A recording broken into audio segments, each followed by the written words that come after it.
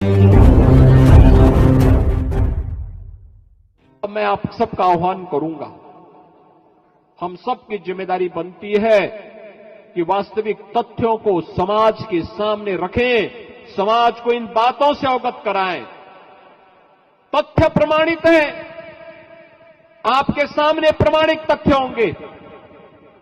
Samajwadi party अपनी 4 बार की सरकार के समय ओबीसी और एससी और प्रदेश के युवाओं को कितनी नौकरी और रोजगार दी है, इन तथ्यों को निकालिए। और भारतीय जनता पार्टी की सरकार पिछले 7 वर्ष में कितनी की है, यह भी समाज के सामने रखिए और उसमें यह भी देखिए कि ओबीसी समाज के कितने लोगों को उसके माध्यम से नौकरी मिली। यह भी बताए जाने की आवश्यकता है उन्होंने कितने लोगों के रोजगार को छीना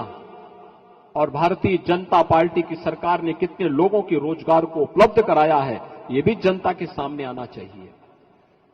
उन्होंने ओबीसी की सुरक्षा के साथ जो खिलवाड़ किया था, इन माफियाओं को पाल करके, इन्हें पलवित और पुष्पित करके, और उन्होंने कहां कहां पर ओबीसी समाज के मार्ग पर कांटे बिछाने का काम किया था, इससे भी समाज को अवगत कराने की आवश्यकता है। आपके पर्व और त्योहार में व्यवधान डाल करके प्रदेश को दंगों की आंख में झोंकने का जो काम किया था, उसके बारे में भी अवगत कराइए। आपकी खेती बाड़ी के मार्ग में जो इन्होंने अवरुद्ध पैदा किए थे, इसके बारे में अवगत कराइए। और अब तो हम लोगों ने प्रदेश के अंदर न केवल उत्तर प्रदेश के किसानों को प्रधानमंत्री मोदी जी ने प्रधानमंत्री किसान सम्मान निधि का लाभ दिया है, बल्कि प्रदेश सरकार ने किसानों के साथ साथ उनके परिवार के जनों और बटाईदारों को भी 5 लाख रुपए की मुख्यमंत्री कृषक दुर्घटना बीमा के अंदर आच्छादित करने का काम किया है। बहनों और भाइयों, इन योजनाओं का सर्वाधिक लाभ ओबीसी समाज ले रहा है, लेकिन उन्हें अवगत कराएगा कौन, उन्हें बताएगा कौन? उन तक बताने की जिम्मेदारी आपकी है, उस समाज के बीच तक पहुंचाने की जिम्मेदारी आपकी है। और यही नहीं, हमें यह भी करना चाहिए। आप समाजवादी पार्टी के समय ओबीसी के कितने छात्रों को स्कॉलरशिप मिलती थी, और इस समय नरेंद्र कश्यप ही हमारे इस विभाग के मंत्री हैं, ये अपने आंकड़े भी प्रस्तुत करें और बताएं कि 2475 रुपए हमने 2475 करोड़ रुपए केवल और केवल ओबीसी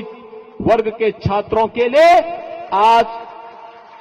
स्कॉलरशिप के लिए हमारी सरकार ने दिया है, जबकि समाजवादी पार्टी की सरकार इसकी आधी पैसा भी नहीं देती थी, आधे छात्रों को भी स्कॉलरशिप नहीं देती थी। और इसीलिए आज आपसे मैं कहने के लिए आया हूं, आप में, इस समाज में बजरंगबली की ताकत छुपी हुई है, बस उस ताकत को उजागर किए जाने की आवश्यकता है, उस ताकत को उजागर किए जाने की आवश्यकता है। रावण की लंका को जलाने में और उसको दहन करने में बहुत देर नहीं लगेगी। ये जो रावण आज गुमराह करके समाज को आपस में ही लड़ाने का काम कर रहा है, याद रखना, हमारा ओबीसी समाज मजबूत हो, यह महत्वपूर्ण है, लेकिन हमें सर्व समाज के साथ बेहतर समन्वय करके देश विरोधी और समाज विरोधी गतिविधियों में लिप्त तत्वों को बेनकाब करते हुए प्रधानमंत्री मोदी जी के नेतृत्व और मार्गदर्शन में विकसित भारत की परिकल्पना को साकार करने के लिए प्राण प्रण से जुटना है। यही तो छत्रपति शिवाजी महाराज का आह्वान था। ये लोग जाति के नाम पर आपको लड़ाने की किसी भी कुत्सित मंशा से सदैव किसी न किसी षड्यंत्र में और उस प्रकार के षड्यंत्रों में लिप्त रहेंगे, और इसके लिए इन्होंने सबसे बड़ा औजार के रूप में इस्तेमाल किया है अपने स्मार्टफोन को। स्मार्टफोन, सोशल मीडिया प्लेटफॉर्म, और उसके माध्यम से झूठे वक्तव्यों को निकाल करके, झूठी जातियां और झूठे शेयर करके इन्होंने इस प्रकार के षड्यंत्रों को आज अंजाम देना प्रारंभ किया है कि पूरा समाज एक दूसरे को दुश्मनी भरी निगाहों से देखने की स्थिति में पैदा हो। इस प्रकार के षड्यंत्र लगातार कर रहे हैं, इसलिए इनसे सावधान बनने की आवश्यकता है। और एक बार फिर से भारत को प्रधानमंत्री मोदी जी के उन संकल्पों के साथ जोड़ने की आवश्यकता है